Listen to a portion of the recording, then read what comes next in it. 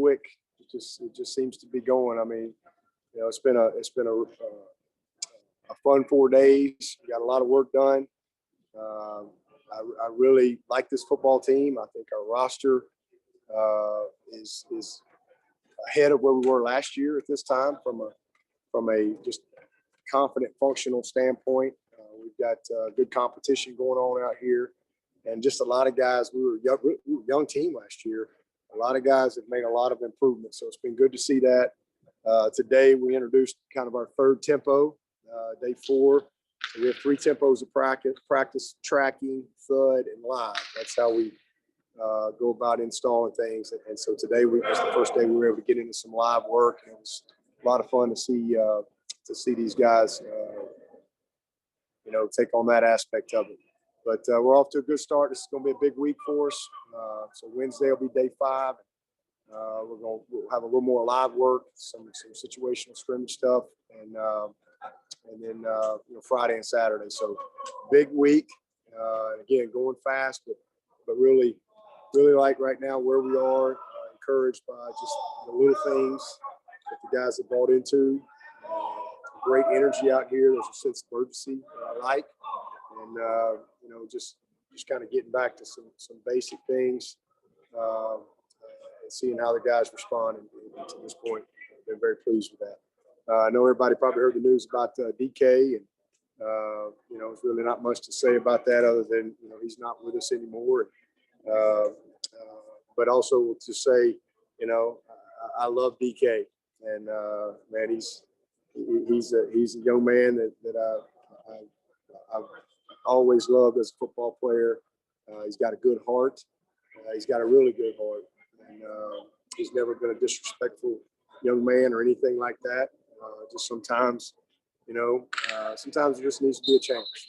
And so just so thankful, had the opportunity to help him and hopefully make a difference for him these past 3 years. And thankful for all his contributions to our team and our program. And we'll be pulling for him wherever his next stop is and always be here for him. So really not much more to say than that. With that, I'll take the questions. Hey, Coach, it's David Hood with TigerNet. This is the time. This is the time in camp where some of these young guys start to flash for you a little bit. Maybe they also hit a little bit of a wall. Which of those freshmen are kind of catching your eye? Yeah, there's several of them. We got 12 mid-years. First of all, the freshmen that were here this past season, there's a bunch of those guys that have noticeably improved, and that's what you would expect. And then we got 12 mid-years. And the one thing I'll say about all 12 of those guys is I think we hit on all of them as far as what we think they can be and expect them to be at their positions. But still a little early to single any of them out. But it's a good group, special group of talented guys. But it's the more veteran guys. This is going to be one of our more veteran teams, and it's just good to see some guys taking the next steps, whether it be rising sophomores, rising juniors, rising seniors. And we got 114 guys out here. So we got our whole roster with the exception of those 7 signees that aren't here yet. So just really like the fact that we've got a lot to work with, and it's a noticeable difference. It's amazing what a difference a year will make or a season will make.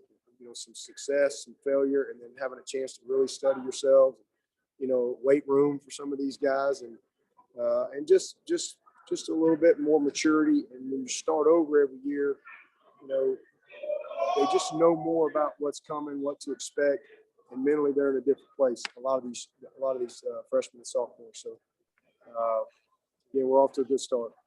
Hey, Coach, it's Trevor Gross from CUTigers.com. Speaking of last year's freshman, DJ seems kind of like a low-key type of guy, not very vocal. Do you talk to him about proactively taking steps to take over this as his team, or is that something that you just kind of let evolve organically? Well, it's both. It really evolved organically, but it's definitely something that we talk to our players. A big part of our program is developing leadership, but it's no different than when Trevor was here. His freshman year, he was just trying to earn the respect of his teammates and this and that, kind of go prove it. And, DJ is we need him to step up and be that leader, be that example for the offense. And he is that. I mean, it's, don't let him fool you. He's a very calm and cool demeanor, great poise, but he's incredibly committed. He's passionate about being great, and he's not afraid to challenge his teammates at all. And he's in that. It's just this is kind of the process, between now and August that will naturally take place. But he's off to a great start. Had an unbelievable day today. I mean, he is mentally just really in a good place. Dabo, Larry Williams here. Can we get an assessment of your assessment of the numbers at corner now with Derion gone and Lee Anthony as well, and maybe a window into your thoughts on is this a case where you would consider dipping into the portal or no? Yeah. Well, we've got, something we always stay on top of, our roster. I mean, our number in the secondary is 16. That's our number that we try to manage our roster off of. And we have a number at every position. It's something we spend a lot of time on. Right now, we've got 15 scholarship guys in the secondary. So we're one under. We've got 9 safeties and 6 corners. And, the good news is we got 15 guys that we really, really think can play. And we think have a chance to really be very impactful players for us at some point in their career. Now, they're all at different stages. But there haven't been many teams where we could honestly say we had 15 guys that we felt like could win at a championship level. And we feel good about that. I mean, we've got, like I said, 9 safeties, 6 corners. We are under at corner. Our number is down there. We've got a little bit of flexibility with a safety or two that we think can help us. And the good news is we're down at corner from our overall numbers. We'd like to have 7 or 8 of those guys, but the 6 that we have are elite players. They're not all elite at Clemson yet, but they're elite, talented guys that we think have the ability to really develop into great players. And we had a lot of young guys play last year. I mean, we lost 3 starters from the secondary, and some guys kind of took their lumps a little bit. We had some injuries, and guys got their noses bloodied. But guys get better. And I've been around a lot of guys that weren't maybe great as a freshman or great as a sophomore, and they were all conference, All-American, and seniors. And the good news is I think we have the right talent at that position. Now, we are down in numbers, and again, we'll see what happens after spring. As I told you guys the other day, we've never really been in this world that we're in now. So we don't have our head in the sand. That's a position that, depending on what happens this spring, do we feel good about? We feel really good about the 6, but is there a safety that we really like that can be that putty guy for us? Do you have an injury? There's a lot of things that you have to consider. But that is a position that, if and something we'll talk about later on that, you may consider. But we're not going to jump in the portal and bring a backup in here. We'll give those reps to the other guys. It'd have to be an elite, multi-year starter, all-conference type of guy that can come in here and help us. And if it's not something like that, then, we're good where we are. Coach, it's Gary McDaniel from Clemson Sports News. Tell us what about the slot wide receiver position that Lamari has vacated? How has Brandon looked, Spector, and is EJ getting some looks there right now? And do you have any other players planned to get some looks there during the spring? Yeah, well, we're back in business there at wideout. I mean, it's unbelievable the depth that we have out here now. I'm super excited about it. Obviously we had so many guys out last year, and man, we got a great group. Justin Ross will be, hopefully our starter at that spot. We're gonna really transition him there. Justin can play all three spots if he will, but he played today and he was clear to play. He would start there at that slot position. You got Brandon. EJ's working in there, and so we got a good group. Will's doing a good job in there. So we got a bunch of guys. We got Troy coming in this summer, and then I'll tell you what, these two young freshmen, Dakari and Bo, they've made us better already. Joe's made some improvements as a football player. He's got some growing up to do in other areas, but he's really made some improvements as a football player. I'm encouraged with that. It's great to see Ngata out here. Frank Ladson. I mean, you're talking about guys that we didn't have. So it's been good. We've got really, really good depth and a good deep group and some versatility within that group. Hey, Dabo, it's Josh from Charleston. I remember last year with DK, you often said that he was in the Love Shack. When he decided to come back for his senior year, did you have any kind of conversation with him where you established that he'd have to kind of avoid some of those things that got him in the Love Shack last year? I always have conversations with our guys, but again, it's really nothing else to add to it. I mean, he's not with our program anymore, and love him and gonna again always support him, and hopefully he'll get in a good spot and really be able to finish up like I know he's capable of doing. Hey, Dabo, this is Anna with Clemson 24/7. With the departure of Cade Stewart, could you just mention the players that are repping at center right now, or maybe even cross-training? And is it realistic to think that mid-year Ryan Linthicum maybe could jump into that mix? Ryan's got a ways to go. I mean, he's going to be a really talented player, but this kid just got here. He's got 4 football practices at Clemson under his belt and lots to learn. The game's fast. He's going to be a good player, but I don't think that's very realistic after 4 practices, for anybody in that offensive line. I mean, it takes a lot of work, but really pleased with Rayburn, and he's one of those guys that I was talking about earlier. He's a redshirt sophomore. He's going into his 3rd year, and it's just, you can just see a light that's going on. It's amazing what the weight room and just some time will do for some of these guys. That is a hard position. But Rayburn has really come on. Trotter, we feel good about him and what he can do. Bachhorst gives us a lot of flexibility because Bach could easily be our starter. He could easily move to center if we felt like that was the best move for the best 5. So he can do it. Trent Howard is the guy that really does a good job snapping and really understands the game. So we got several guys that are working in there along with Brian, and those guys are all cross-trained. But that group of OL, I'm encouraged by what I've seen. Some of those young guys, those young freshmen that the game was a little too fast for last year. They got a little better demeanor, but a little better look in their eye right now. And again, that's what a year's worth of experience will do for you. Hey, Dabo, this is Matt. I know you. Pete. Go ahead, Pete. Hey, Dabo, it's Pete at AP. How are these super seniors, these 6th-year guys, doing? Skowski told us the other day that he doesn't have to get all the reps. He can act like a coach out there and kind of guide some of the younger guys. Is that how you're using it with them? And what's it like, this situation, having guys here for, a decade, it seems like?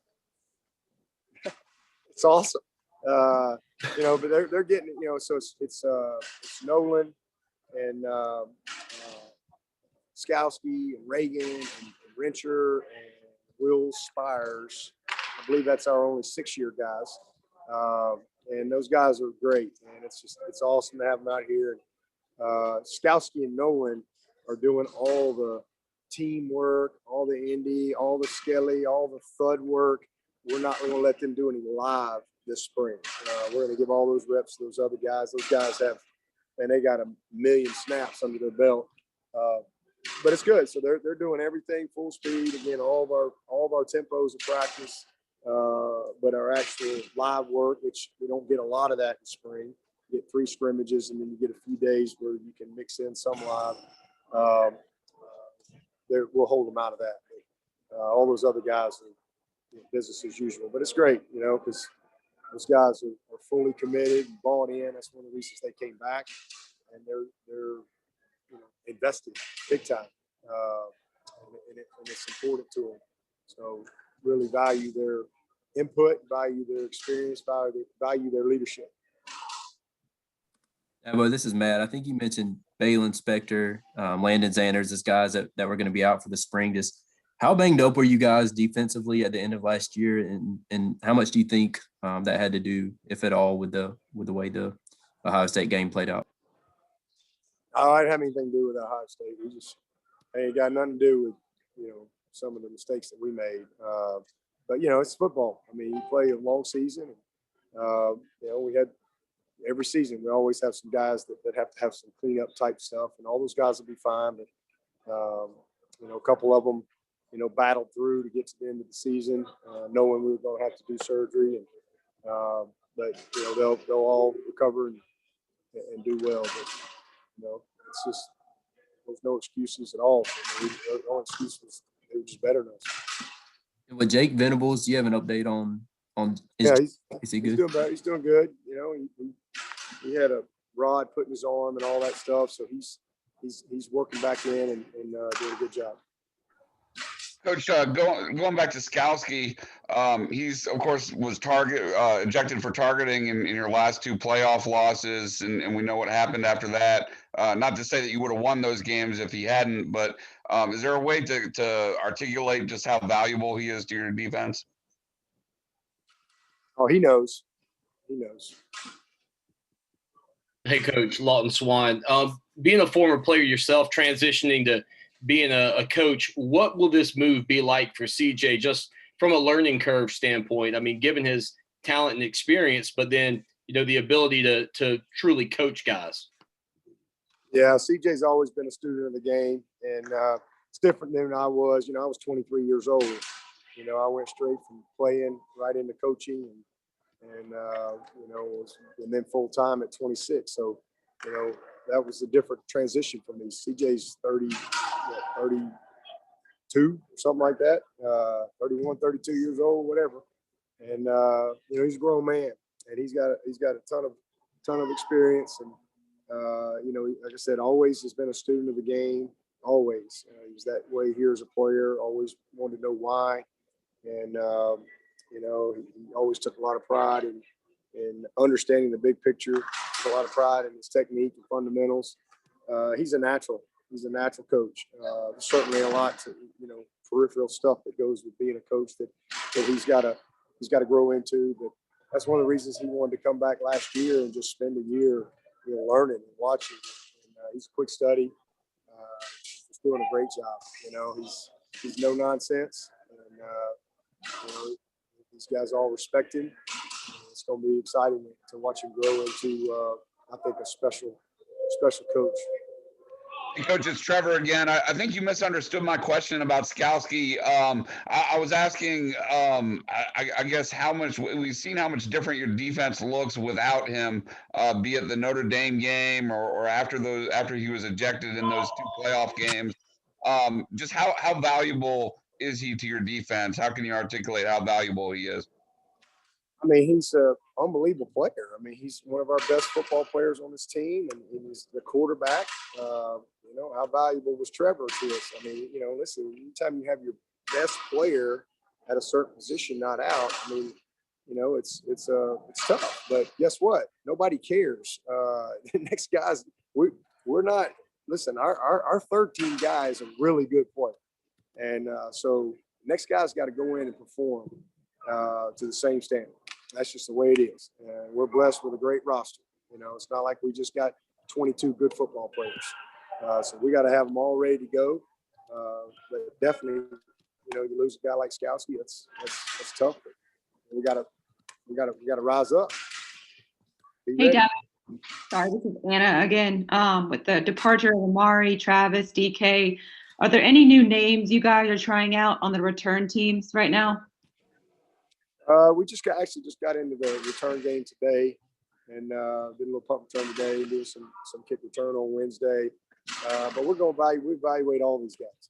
Evaluate the new kids that are here, kind of see who's natural, who's not, and then we'll hone in on it as we get further along in spring. But we just kind of really just introduced the punt return today, and then again kick return on Wednesday. But we got a lot of guys A lot of guys kind of trying out, if you will, trying to show what they can do, and everybody thinks they can do it till they get out there, and then you find out real quick who's ready for the show and who's not.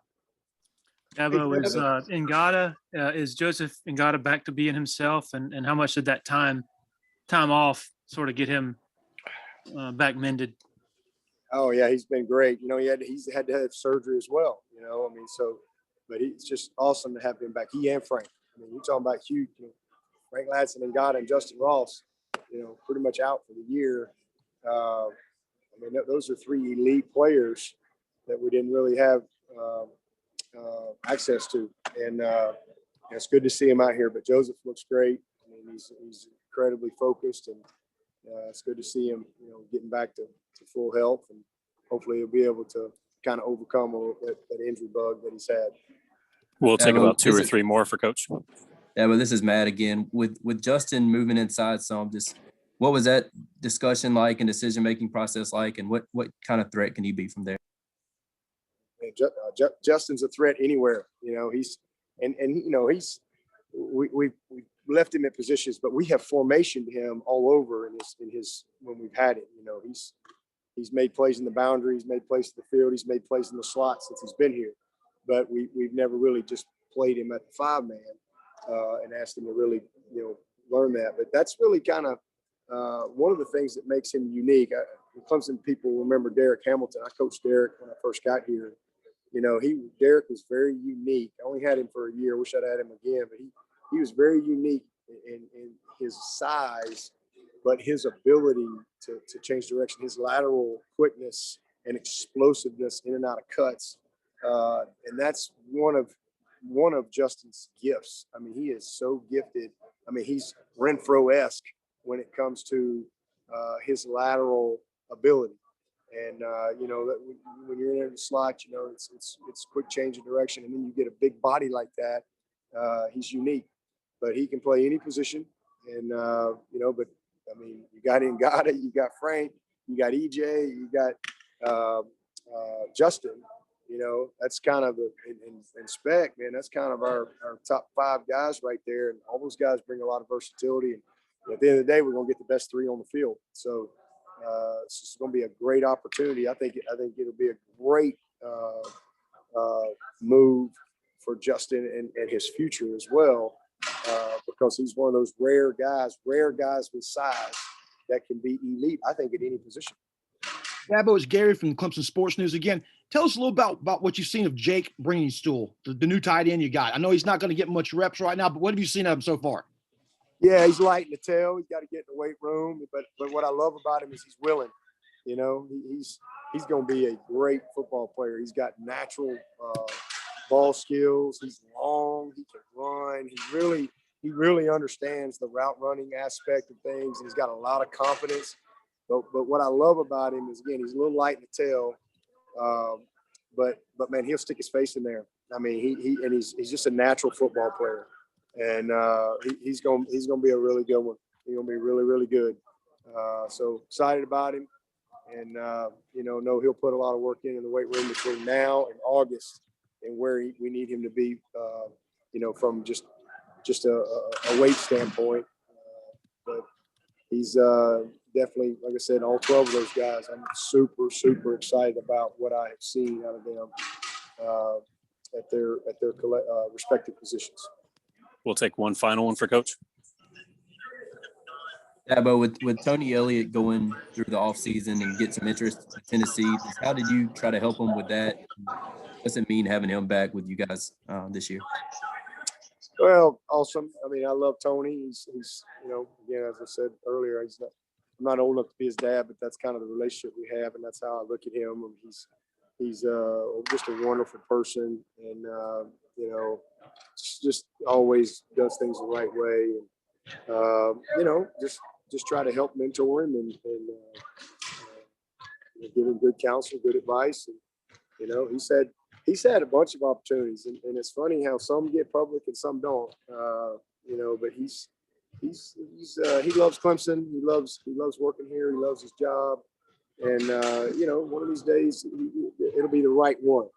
The only reason he's not a head coach right now, it just hasn't been the right one for him. That's the only reason. All right. With that, we'll wrap up Coach Swinney. For everybody that'd like to speak with DJ Uyongalale, please head over to room 2 now, where he is currently going. Thank y'all.